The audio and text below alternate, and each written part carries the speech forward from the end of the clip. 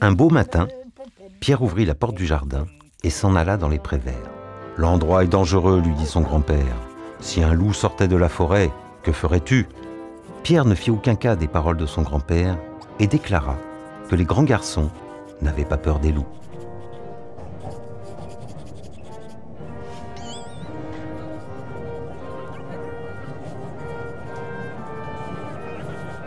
Bravant ses peurs enfantines, nous sommes partis sur le territoire des loups.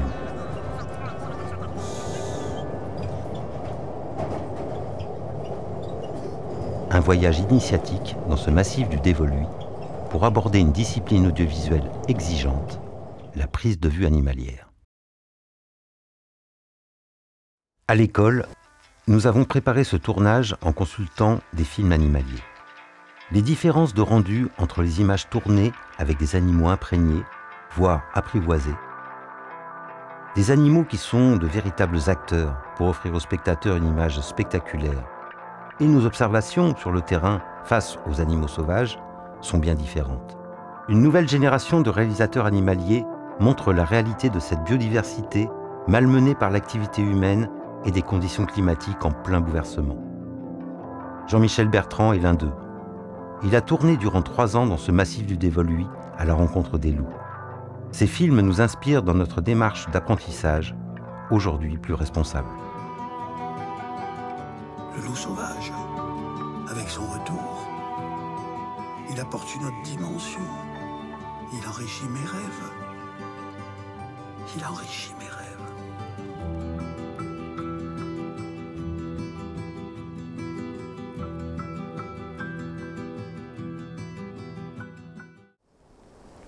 Chaque pas nous éloigne un peu plus de nos repères citadins. La marche, avec tout le matériel de tournage, nous mène à la rencontre de cette faune sauvage. Nous sentons la présence animale, discrète, invisible. Elle observe cette équipe de tournage qui entre sur son domaine.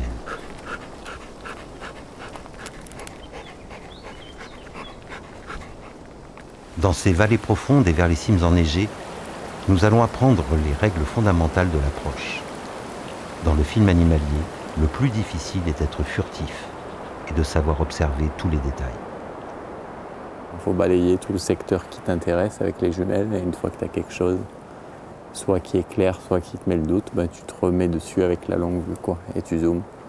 Après, c'est de connaître le secteur, de savoir ce qu'il y a un arbre, ce qu'il y a un buisson, ce qu'il y a un rocher, de ce qu'il y a un chamois, éventuellement un mouflon, un chevreuil, un cerf. Qui s'ajoute à ça, c'est la connaissance des animaux que tu recherches, savoir comment ils fonctionnent. À 14 h, quand il fait cagnard et très chaud, tu as de grandes chances pour que les bêtes elles soient couchées et qu'elles soient au calme, quoi. L'idée, c'est d'avoir la connaissance, connaître l'animal et connaître le secteur aussi. Et quand on connaît ni l'un ni l'autre, ben, avoir du bon matériel, ça aide, mais de la patience, c'est encore mieux. Prendre le temps.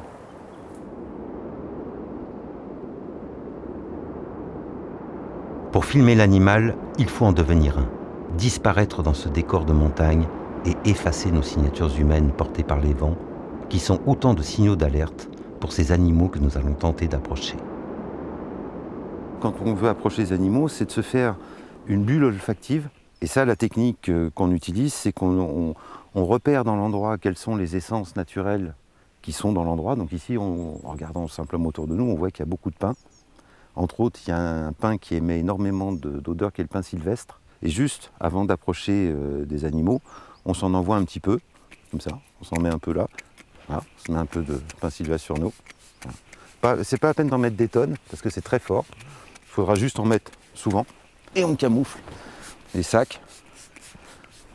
Et si vous sentez, d'un seul coup, ça sent plus le sac, ça sent le pin sylvestre. Mais c'est un peu la clé de la réussite pour faire une approche. Après, il va bien évidemment faire aussi attention à notre gestuelle. Et dans le travail de l'animalier, c'est de prendre le temps d'avancer tout doucement. Donc pour ça, il ne faut pas marcher vite, il ne faut pas faire de bruit. Et à un moment, quand on commence à être proche d'eux, il faut disparaître à l'odeur. Voilà, ça c'est le conseil du jour, Whiteframe animalier. Donc ça, on l'a toujours dans le sac et de temps en temps, on s'en met un petit coup. Allez, on roule.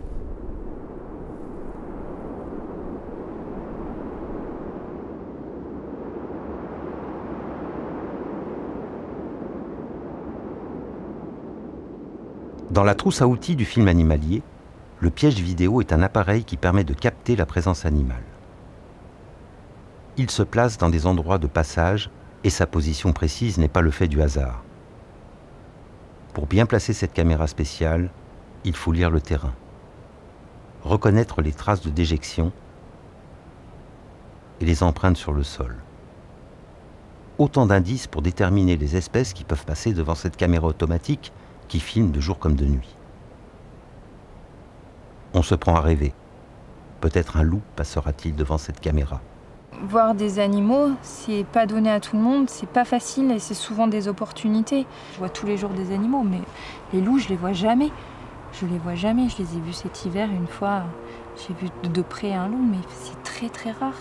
C'est très rare parce que je les traque pas. Et pour filmer un loup, il faut y être tout le temps et être discret pour que le loup vous accepte. Par contre, le loup, il me voit, hein. Il m'observe. Mais moi, je le vois pas. C'est chez lui. Chez moi, c'est au village, dans ma petite maison. Mais après, la journée, je suis chez lui.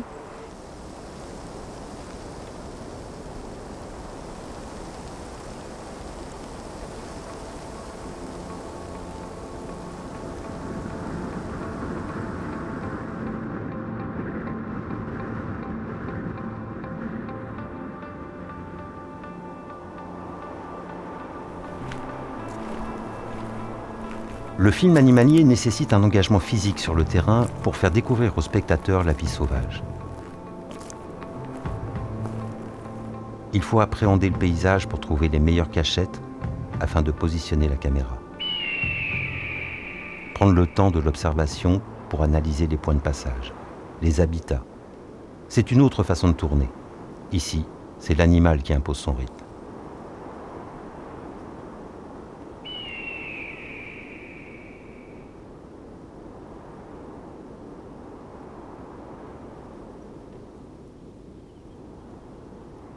Comme les grands félins qui, durant des heures, traquent leur proie, l'affût est une posture immobile.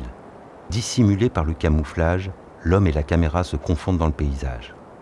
Un travail de patience, mais aussi une épreuve face aux conditions climatiques, parfois difficiles. C'est un choix qui demande du temps, mais lorsque la présence animale surgit, le résultat est parfois surprenant.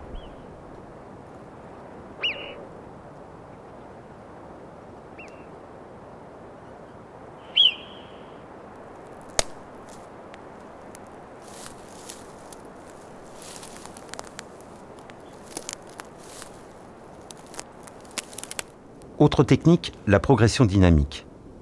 Aller à la rencontre de l'animal sur son terrain. Bouger avec lui pour le surprendre au détour d'un bois ou d'un rocher. Une technique difficile et épuisante dans ces dénivelés importants, chargés de tout l'équipement de tournage dans un air raréfié par l'altitude. Comme dans une danse baroque, il faut estimer la distance et prendre la mesure. La moindre erreur peut défaire tout le processus d'approche et provoque la fuite. Il faut rester calme, déterminé, ne jamais baisser les bras, car comme un soulagement, la rencontre finit par arriver.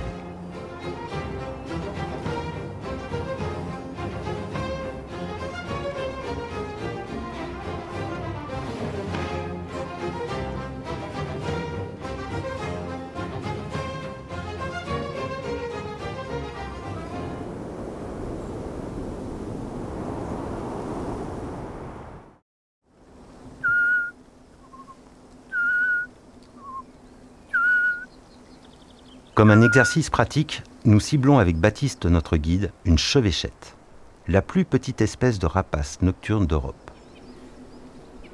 Elle affectionne les vieux boisements de conifères mêlés de feuillus dans des endroits reculés, souvent difficiles d'accès. Elle y trouve des cavités dans lesquelles elle stocke sa nourriture et se reproduit.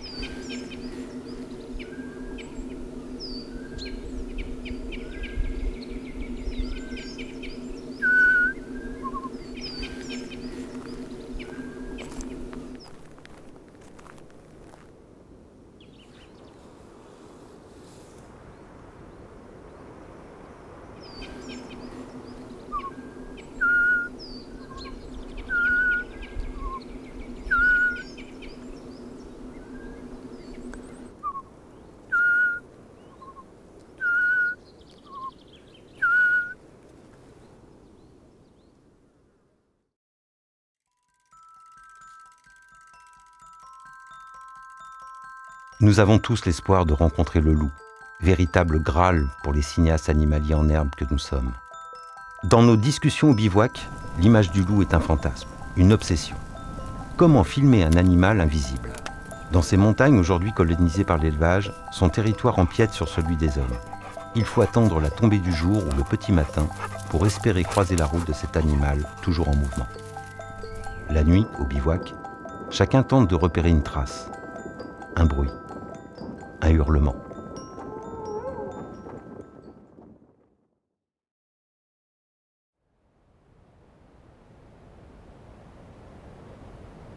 Notre équipe se déplace sur un terrain sensible et fragile, nous en sommes conscients. Nous testons durant ce tournage des solutions innovantes de transport des équipements de tournage pour limiter notre impact environnemental. Une intention responsable est nécessaire dans le petit monde de la production, sensible à cette préoccupation. Le tournage animalier est surtout en montagne. Ça nécessite des choses très différentes par rapport à un tournage classique. Donc Émeric, qu'est-ce que t'en as pensé, toi qui as transporté ça en montée, en descente, dans tous les sens, avec toute l'unité? C'est quoi tes sensations avec cet outil? Déjà, le point important, comme tu le disais, c'est que ça permet de pouvoir transporter les 3 unités de tournage de façon assez simple. Enfin, j'ai juste à tirer le monowalker. Une grosse partie de la charge, elle est surtout dirigée vers le harnais. Tant que le harnais est bien mis, ça peut rouler. Le fait de descendre beaucoup de matériel, avoir un certain poids, ça implique beaucoup de responsabilités pour moi, beaucoup de concentration à avoir. Donc du coup, pouvoir se reposer sur ça et aussi sur une personne qui m'assure, c'est assez indispensable. Donc vous voyez, voilà par exemple, ça c'est des optiques qui sont des optiques dédiées à l'animalier. Là c'est un 200-400 Canon. C'est un objectif qui est quand même assez lourd, qui est super fragile. Il faut y faire vraiment attention, ça vaut très très cher. Et l'avantage de cet outil-là, ça permet de le mettre en sécurité. Ça permet d'utiliser des outils qui sont dédiés à l'animalier et qui permettent de transporter ça, même très très haut. Progresser en montagne en sécurité impose aussi une formation en escalade, un savoir complémentaire pour proposer des prises de vue en parcours.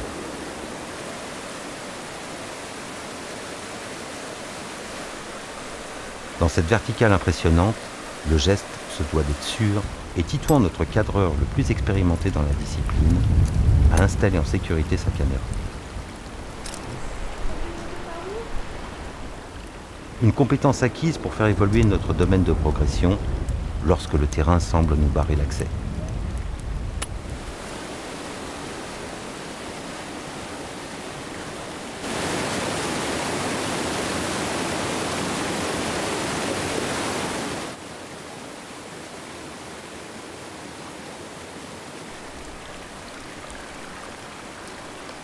Les rivières et les torrents sont de bons points d'affût pour croiser les animaux.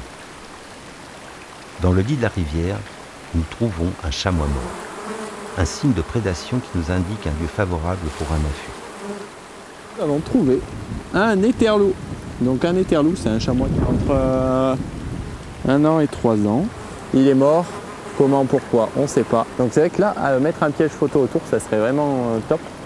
Si on avait, je sais pas, un aigle, ne serait-ce qu'un aigle. Ce matin, on avait l'aigle qui allongeait les crêtes. Alors, peut-être qu'il était là à la base, peut-être qu'il est venu là.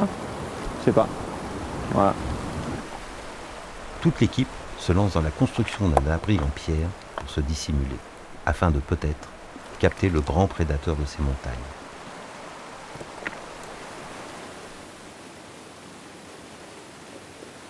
Mais dans l'animalier, il faut aussi accepter que malgré de longues attentes, rien ne se passe.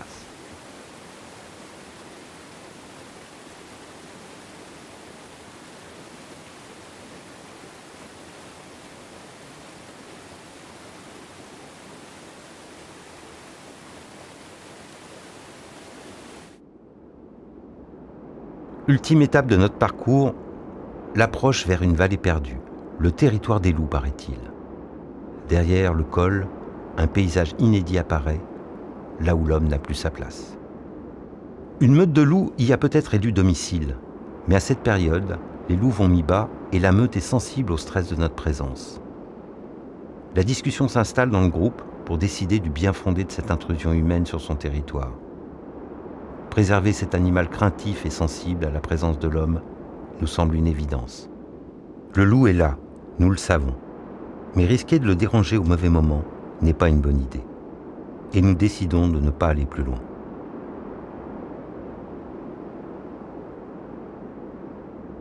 Ce moment est propice à une leçon de choses en pleine montagne, une classe d'école inédite afin de comprendre les enjeux de la biodiversité dans ces milieux fragiles. Pour les élèves, c'est un moment propice pour évaluer les impacts lors du tournage d'un film. La rencontre avec les acteurs locaux, gardiens de cette biodiversité, nous apporte l'information nécessaire pour affiner nos approches. Après, on a galéré parce qu'on est dans une période de mise bas. Et établir demain de bons plans de travail. Quand tu cadres le projet en disant on fait un stage sur filmer une espèce emblématique, en plus avec tout cet enjeu de mythologie, de ce qu'il apporte ce loup, sans le voir, finalement c'est la quête qui est importante. C'est pas tellement l'objectif de fin, c'est le chemin, comme disait un mec, il me semble, il y a très très longtemps. C'est pas la destination. D'y aller comme ça, dans cette démarche-là, en tout cas, je trouve ça intéressant, que ce soit pour toutes les espèces.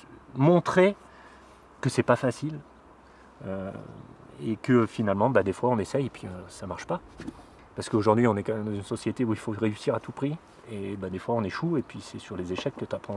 Par contre, savoir que tu dors dans une forêt où ils sont là et où ils viennent de passer il y a 1 heure, c'est pas la même chose, quoi. Voilà. Et ça, je pense, dans les images, ça transpire aussi et ça emmène les gens avec toi.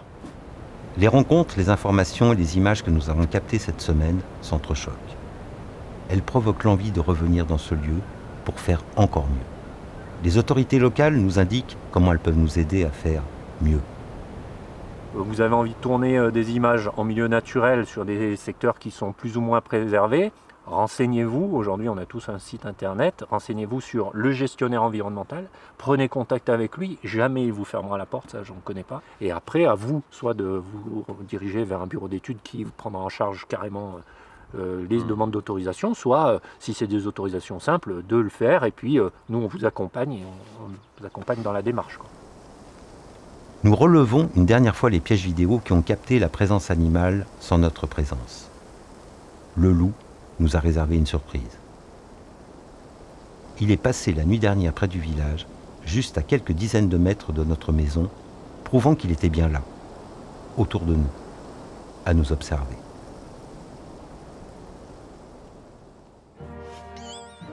Dès demain, ces élèves cinéastes vont se lancer dans la vie active. Ces jeunes professionnels, dont la conscience environnementale s'éveille, nous offriront à travers leurs films un nouveau regard sur ce monde sauvage dont nous avons aujourd'hui tellement besoin. Comme dans ce conte, le loup, l'oiseau, le chat et le canard sont restés à l'état sauvage. Et c'est bien cette frontière qui nous intéresse. L'homme lui aussi est un animal qu'il faut replacer au cœur de la nature. Nos spectateurs aujourd'hui ressentent ça comme une évidence.